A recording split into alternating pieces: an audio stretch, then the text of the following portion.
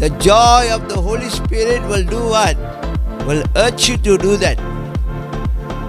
Will encourage you to do that. Will inspire you to do that.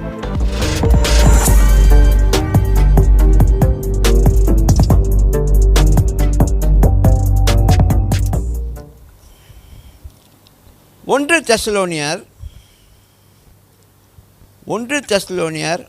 1வது அதிகாரம்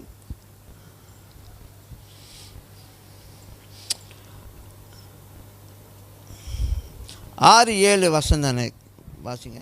நீங்கள் மிகுந்த உபத்திரவத்திலே பரிசுத்த ஆவியின் சந்தோஷத்தோடே திருவசனத்தை ஏற்றுக்கொண்டு எங்களையும் கர்த்தரையும் பின்பற்றுகிறவர்களாகி இவ்விதமாய் மக்கதோனியாவிலும் அகாயாவிலும் உள்ள விசுவாசிகள் யாவருக்கும் மாதிரிகளானீர்கள். ஆமென். இவர்கள் தெசலோனியா சபையில் உள்ள ஜனங்கள் கர்த்தருடைய வார்த்தையை சந்தோஷமாக உபத்திரங்கள் மத்தியில் உபத்திரம் நடந்துக்கிட்டு இருக்கு. அந்த உபத்திரத்தின் மத்தியில் கர்த்தருடைய வார்த்தையை, தேவனுடைய வசனத்தை, சத்தியத்தை சந்தோஷமாக ஏற்றுக்கிட்டாங்களாம். எத்தனை பேருங்க கொஞ்சம் பிரச்சனைனால பாருங்க அந்த அந்த அந்த அந்த தேவனோடுக்குள்ள உள்ள அந்த ஃபெலோஷிப் துண்டிக்கப்பட்டுருது.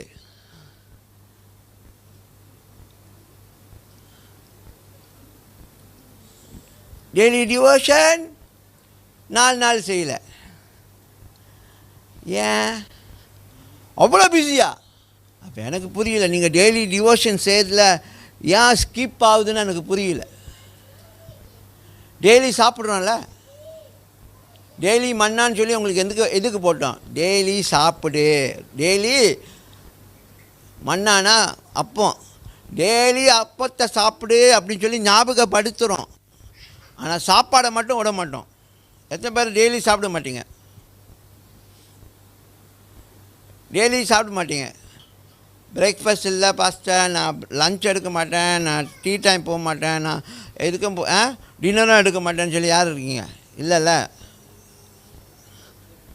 ஏன்னா அதுக்கு ஒரு சென்ஸ் இருக்குது பாருங்கள். என்னது? அதுக்கு ஒரு சென்சர் இருக்குது. ஒரு சென்சர் இருக்குது. என்னது? டைம் ஆச்சுன்னா அவர் சத்தம் போடுவார். உள்ளுக்கு ஒரு தோக்கலை பூ பூ தோக்கலை சத்தம் போட்டுருச்சு, வாங்க சாப்பிட போவோம். அந்த மாதிரி உங்கள் டெய்லி டிவோஷனுக்கு ஏங்க சத்தம் வரல? The joy of the Holy Spirit will do what? Will urge you to do that. Will encourage you to do that. Will inspire you to do that. Hallelujah. நான் அதுக்கு டெய்லி நான் இதை செய்யணும். என்னோடய டெய்லி காரியம் இது. ஆமென்.